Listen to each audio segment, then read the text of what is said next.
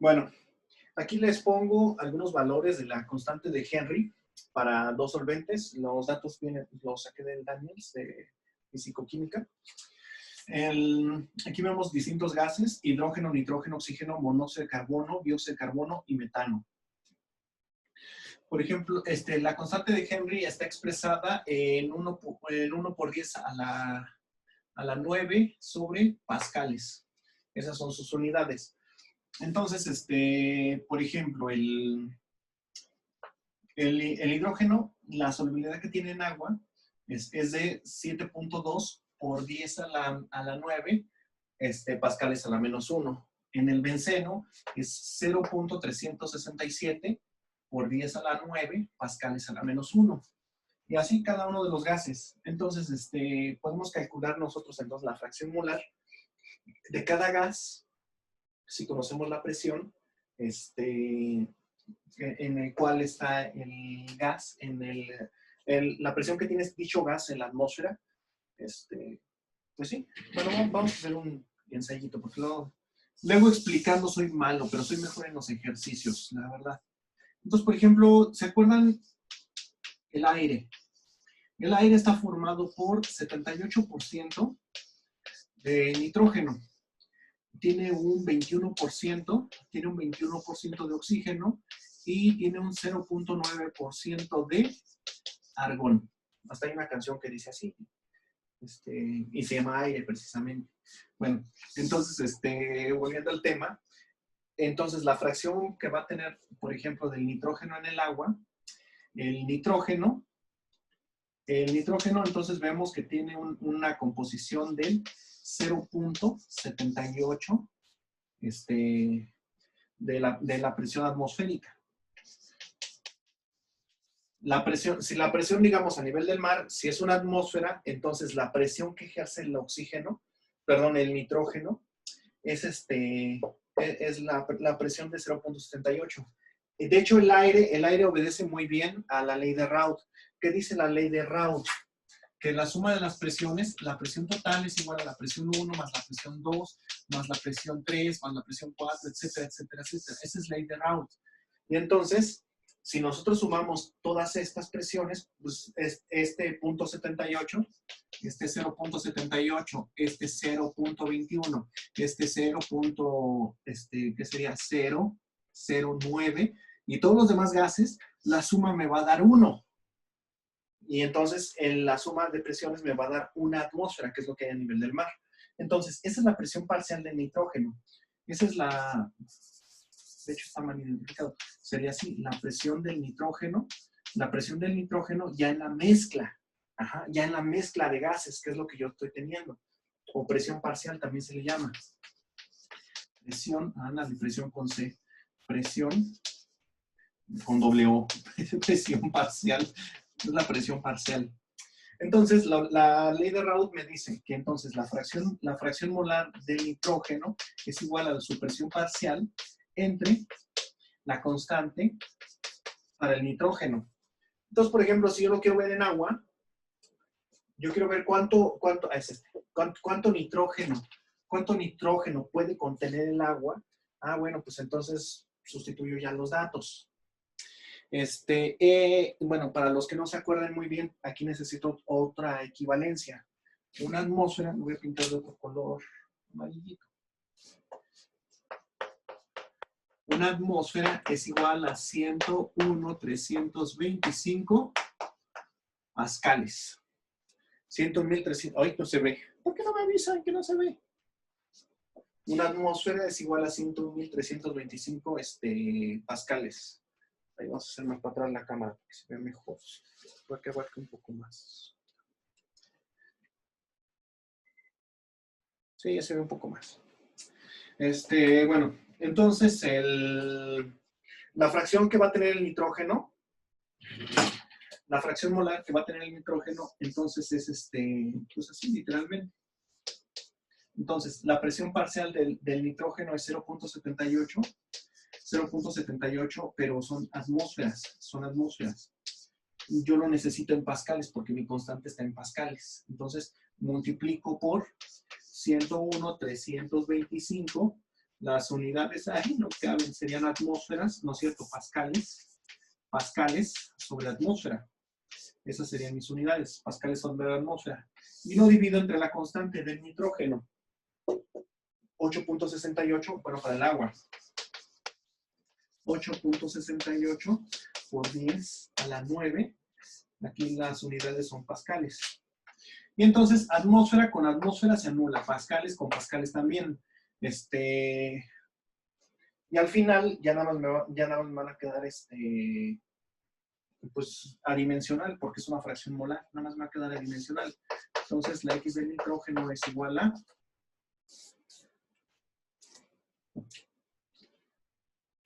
101.325 por 0.78 entre 8.68 con exponente 9.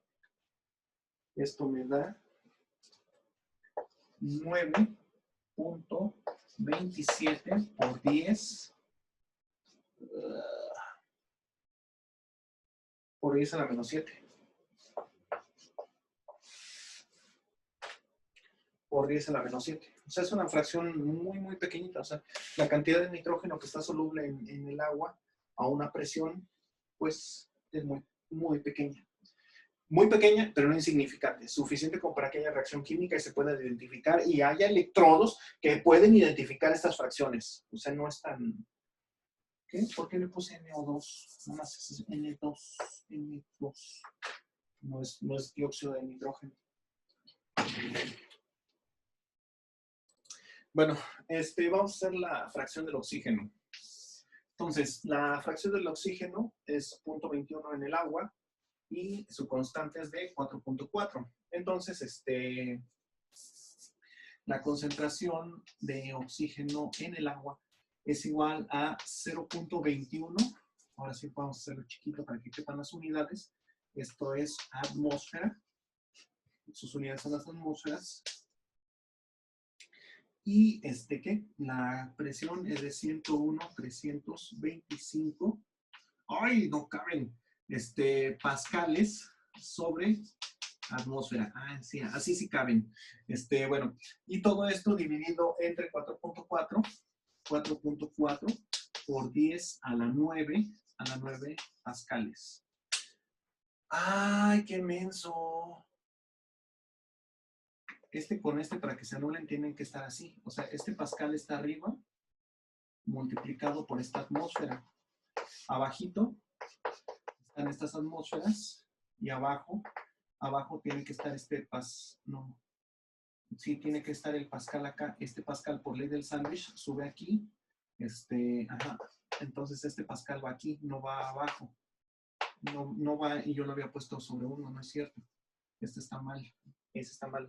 Las unidades son pascales, no sobre pascal. Ay, perdón, lapsus brutus.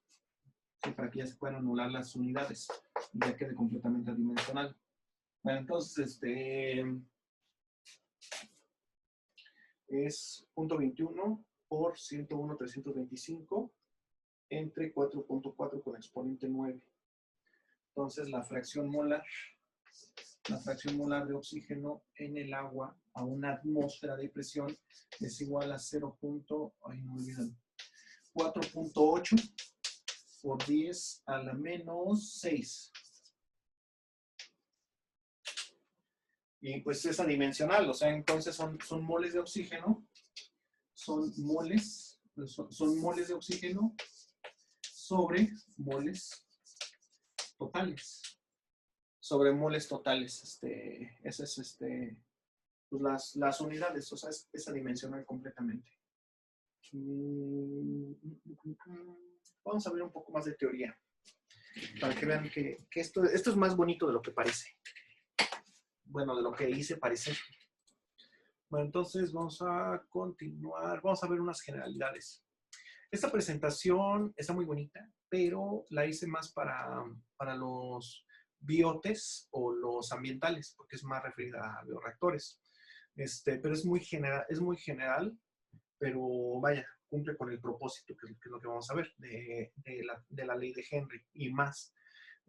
Bueno, Nada más aquí quiero que se defina lo que es la agitación y el mezclado. La agitación es nada más para mantener algo en suspensión, así pues para que no flocule. Por ejemplo, la crema, si la dejas así, sobre todo a temperatura ambiente, pues se puede separar en fases.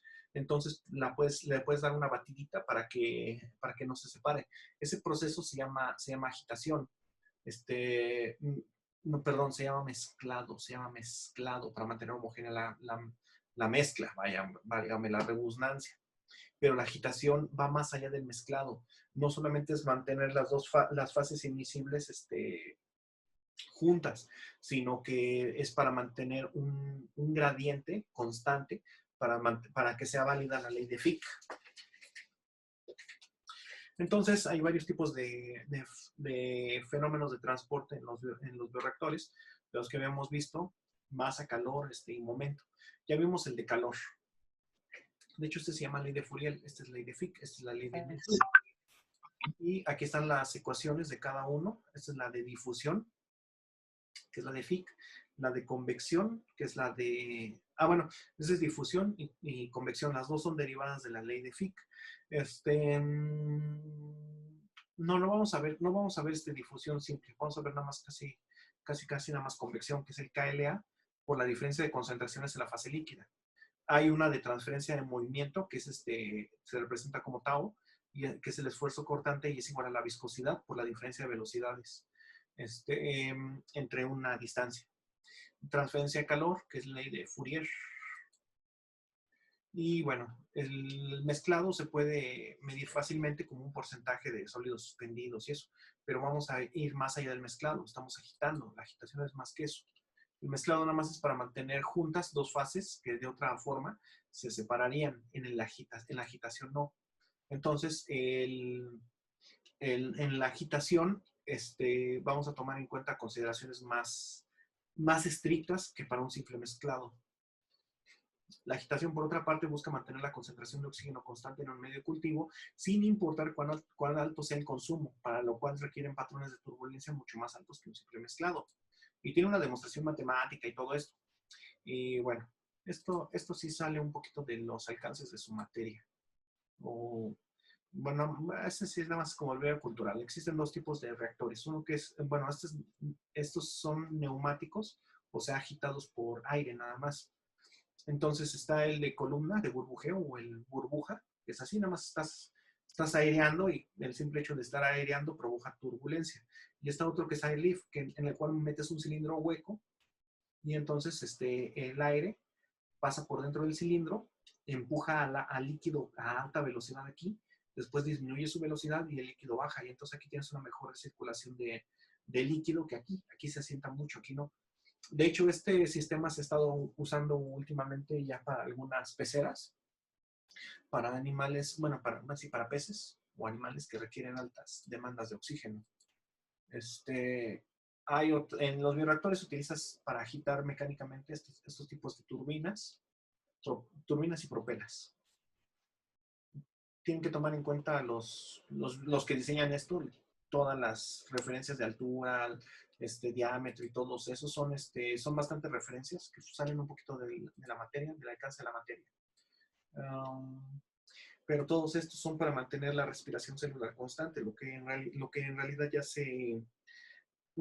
pues ya se empata con algunos límites que ya competen literalmente a la ingeniería biomédica, que es mantener la respiración celular constante, ya sea en una incubadora, en una pecera, en un invernadero, porque les recuerdo que los biomédicos ya están incursionando a otras áreas que nada más estaban casi nada más los agrónomos y cosas así. Y hay muchos biomédicos. Pues por ejemplo en el CIMBESTAB, donde yo estaba, en el sistema de irrigación de las plantas y de ventilación lo hicieron biomédicos. Ese sistema. Esa es la demanda química de oxígeno. La demanda biológica de oxígeno, que depende de la concentración de células, la concentración de células y la tasa metabólica de cada una.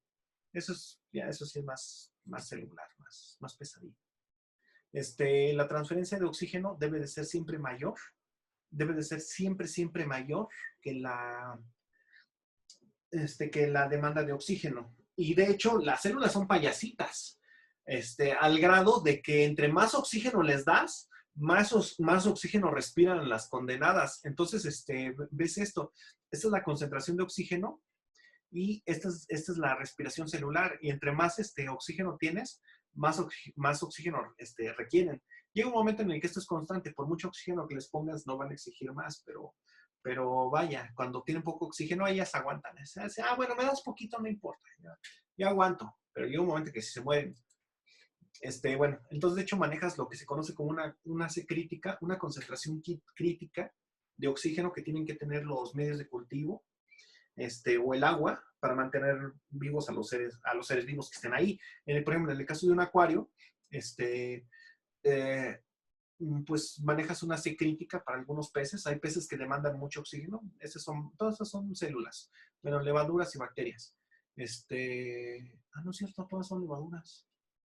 Sí, todas son levaduras. Bueno, aquí en este caso todas son levaduras, pero en algún caso de algunos peces, por ejemplo, si quisiera mantenerlos así, digamos, vivos, vas a manejar la constante crítica de oxígeno y esa es la constante de respiración.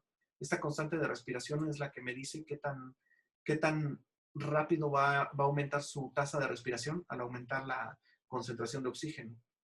Pero bueno, aquí sí hay bacterias. Esta es su concentración de oxígeno crítica, en la cual pueden morir o pueden sufrir cambios metabólicos. Pero vamos a decirlo ahorita que se mueren más rápido. No vamos a ver efectos de la hipoxia en las células. Nada más así decimos, no pases de esa C crítica ahorita. Pues sale de los objetivos de la materia completamente. Pero yo soy biomédico, a mí no me interesan los peces, ni tampoco las levaduras. Bueno, pues resulta que muchos órganos que sí se tienen que mantener en solución salina, por cierto, cuando se hacen trasplantes y todo eso, adivinen quién tiene que regular la concentración de oxígeno en la solución salina. Pues ahí sí son los biomédicos. Y entonces cada órgano, por cierto, maneja una concentración crítica de oxígeno. No tengo los datos, la verdad, no tengo los datos. Me encantaría tenerlos. Y si los consiguen, me los pasan. Yo amaría tenerlos y torturar con eso a los biotes también. Pero bueno. Entonces, esa es la demanda química de oxígeno. La demanda biológica de oxígeno se representa como QO2. X es la concentración de células. Y esto es el KLA que acabamos de ver. C asterisco es la concentración de oxígeno menos la C crítica. Entonces, aquí deben de estar niveladas la demanda con el suministro.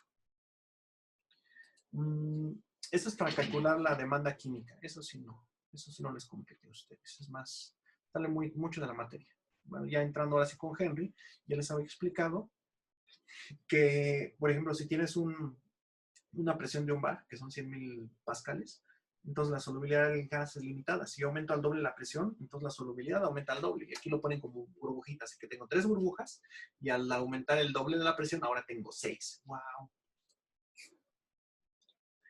Y bueno, entonces, ¿de dónde proviene el oxígeno que respiran los peces? Pues proviene de aquí. Es que, miren, aquí manejan la otra constante. Aquí debería ser una H, pero bueno. Entonces, la concentración de oxígeno, que se representa como C asterisco, viene con la constante de Henry por la presión. Y entonces, entre más presión, más oxígeno tienen disueltos los peces para poder respirar. Y lo mismo pasa con los órganos. De hecho, bueno, vamos adelante. Ahorita me recuerdan que les diga el de hecho. En el buceo también aplicamos la ley de Henry para el equipo de estudio oceanográfico, que ahí se intervienen muchos biomes en la calibración del equipo y el diseño. Es importante esto porque se están manejando presiones altísimas, entonces la solubilidad de los gases en sangre es muy alta.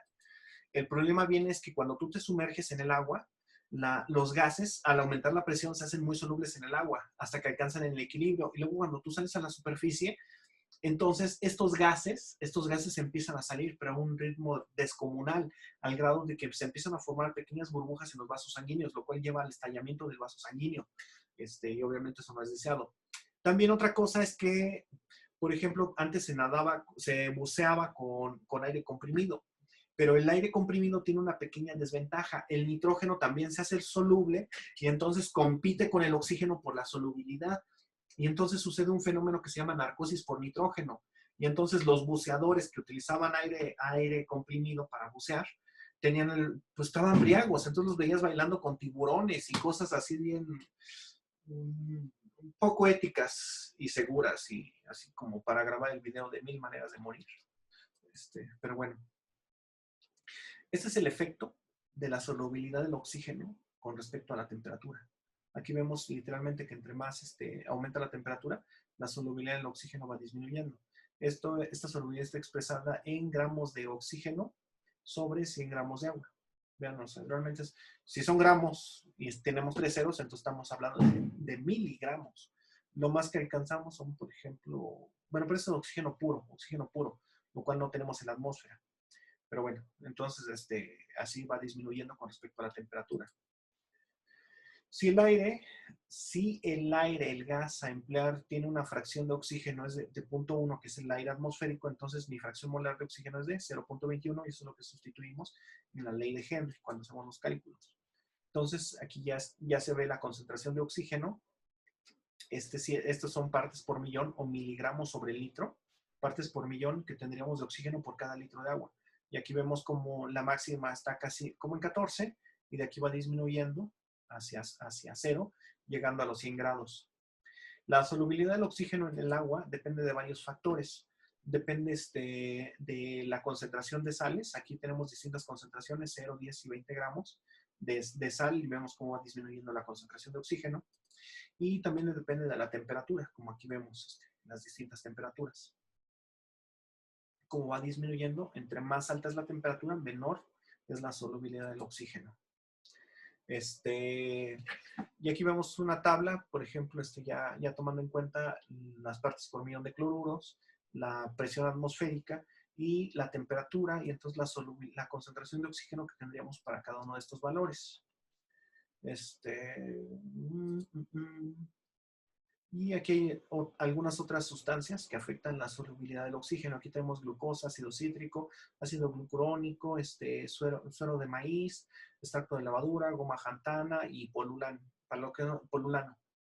En español se llama polulano. Para los que no conozcan, aquí está la descripción, que es una maltodextrina.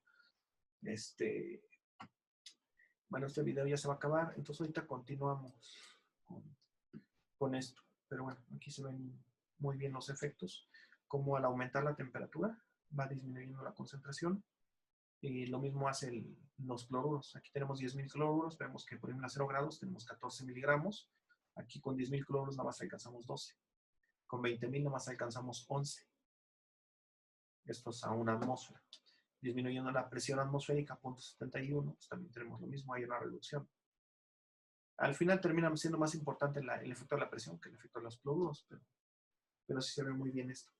Bueno, esto es referido precisamente por la presión más abundante en la Mexican City, aquí en la Gran Tenochtitlan.